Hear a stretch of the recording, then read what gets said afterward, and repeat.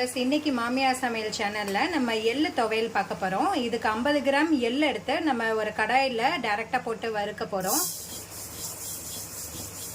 துவையல் பார்த்தீங்கன்னா பருப்பு சாதம், தயிர் சாதம், பழைய சாதம் எல்லாத்துக்குமே ஒரு சூப்பர் டூப்பரான காம்பினேஷனாக இருக்கும். இப்போ எள்ளு நல்லா பொரிஞ்சு வருது. இந்த ஸ்டேஜில் நம்ம மாற்றி வச்சுக்கலாம்.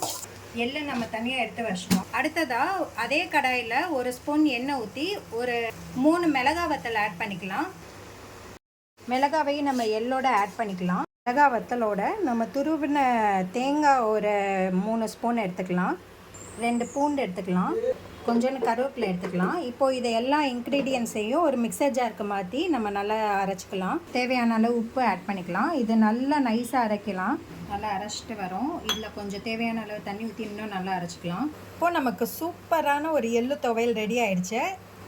நீங்களும் எல்லோரும் வீட்டில் ட்ரை பண்ணிவிட்டு எப்படி இருக்குன்னு கமெண்ட் பண்ணுங்கள். இந்த வீடியோ பிடிச்சிருந்ததுன்னா லைக் பண்ணுங்கள், ஷேர் பண்ணுங்கள், எங்கள் சேனலை சப்ஸ்கிரைப் பண்ணி எங்களை மோட்டிவேட் பண்ணுங்கள். தேங்க்யூ.